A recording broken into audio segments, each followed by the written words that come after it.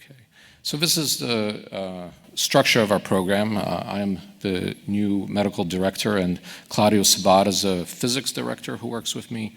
Joyce Martin is the administrative director, and James Lackey is our accreditation coordinator, and we report to the executive committee, which is listed here.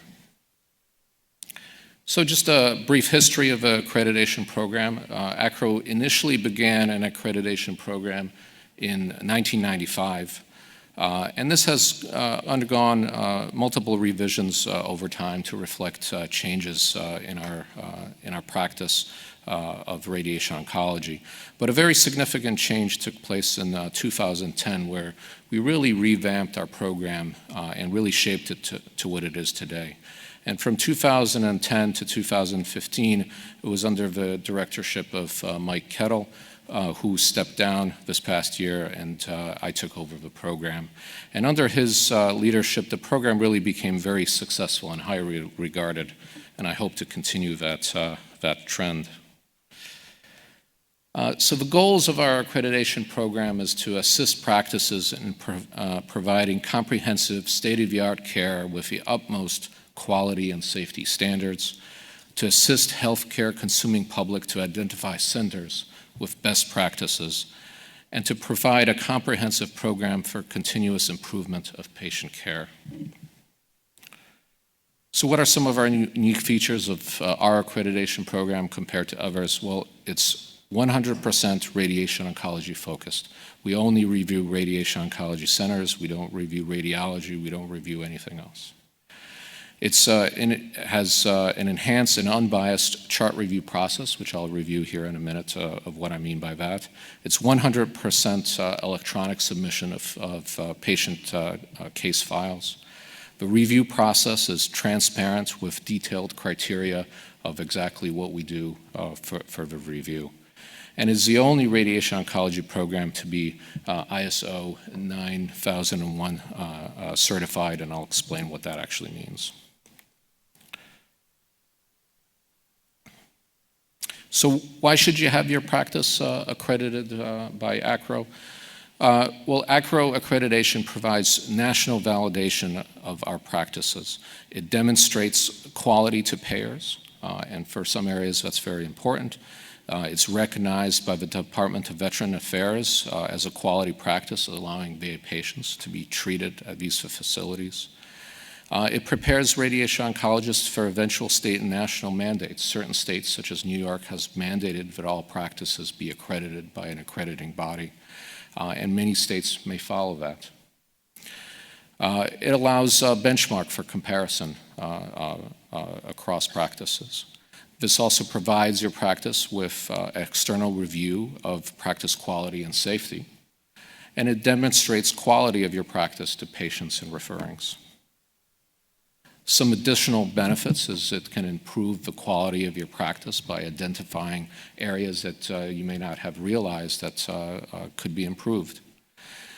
Furthermore, for physicians that are participating in the ABR maintenance of certification, the Part 4 practice quality improvement is actually met for all physicians who participate in ACRO accreditation at the practice.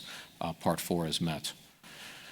There's also an optional billeting coding compliance that's available. So this is the structure of the accreditation process. There's really sort of three main areas. There's the physics review, there's the medical chart review, and there's an administrative review. And these three areas report to me, and I report to the executive committee, which reports to the Board of Chancellors. So the administrative review is an on-site review. This reviews staffing, credentialing, patient safety, policies, procedures, documentation, and the environment of care. And the reviews are then, the on-site reviewer then submits a report which is reviewed by the administrative committee for final recommendations. The physics review is also an on-site survey. A physics surveyor visits the practice, and this surveyor reviews QA procedures, treatment safety, policies and procedures, physics documentation. And again, the report is reviewed by the physics committee for final recommendations. The third piece of this is the medical chart review. And this is what a traditional chart review process would look like. A physician would go out to the practice, sit down with a stack of charts, review them, and generate a report. This is our current ACRO process, where we actually have teams of disease site-specific reviewers, and the charts are electronically uploaded.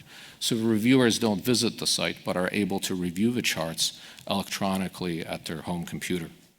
So this allows a single practice to have multiple reviewers for that practice based on the disease sites. And the reviewers are specific to that disease site, so they can be better trained for reviewing that site. Each of the disease sites reviewers are coordinated by disease site team leaders who oversee those reviewers. And because this is an electronic process, they have the ability to re-review charts, either a sampling of charts or certain charts that are flagged for whatever reason. And this allows for much more consistency and less potential for bias in the chart review process, because charts are not just being reported of what they saw, the actual charts can be looked at and reviewed to ensure consistency, that there's no bias, and for reliability of scores.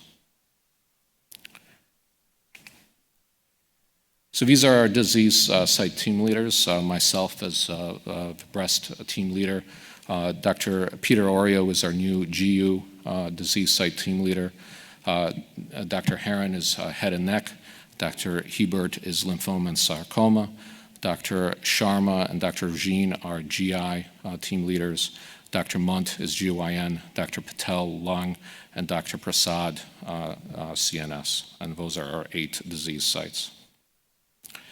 I definitely want to thank all of our reviewers and certainly anybody here who is interested in becoming an ACRO reviewer. Please contact me and we'd be happy to have you get involved. So once the review process is done, these are 3 possible decisions from the program. One is full accreditation. That means you've met the highest of standards, and accreditation is given for 3 years. Provisional accreditation is given when there are areas that are identified that need for improvement, and a year is allotted for a demonstration that those areas have been improved and resolved. And the third possibility is denied accreditation. Details of exactly how charts are scored, what we look at for reviews are detailed very clearly in our accreditation manual, which is periodically updated, and our March issue will be released next week. So an update on a program, we've reviewed well over 400 practices so far. In 2015, we reviewed 96 practices and well over 1,000 charts. And our final decision was 47% of practices got full accreditation, 51% were provisional, and 2 were denied. So certainly we have a stringent review criterion and identify problems as needed. I mentioned that ACRO is ISO 9001 certified. What this is an international standards body for quality standards and quality management for all sorts of industries and organizations. And in 2014, ACRO achieved this certification. We underwent annual re-review in 2015 and came off with flying colors. Also to note, ACRO is HIPAA and high-tech compliant with all HIPAA and high-tech standards. So what are some of our future goals for the accreditation program? Well, we want to continue this year to promote ACRO Accreditation's high standards for quality and safety. We want to continue to increase ACRO Accreditation's visibility. We also want to enhance the review process. We work with Equal Estro, which is the online interface. And we want to enhance the online review process, both for reviewers but also for practices, and ease of upload as well as interaction. We also want to enhance the online process, and we're looking to potentially being able to not just review screenshots of plans as is typically stored in a medical record, but actually be able to upload the entire treatment plan to review in more detail, and this will be really nice. Other options we're looking at is to have ongoing quality review or online peer review options for practices, particularly practices that may have a single physician and they don't have the capability of doing peer review, to being able to offer a national online peer review process for those practices. And the last item we're looking at is to develop partnerships for an international practice accreditation program. And with that, I will end and open it to any questions. Are there questions for Dr. Heppel?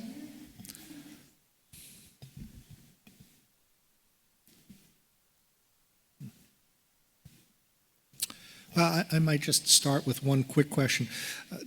Have you heard any rumors about what states might be insisting on accreditation in the near future, or what insurance might be demanding it for payment? And do you think that there are any insurance policies that will be paying differential prices anytime in the near future for accredited versus not accredited?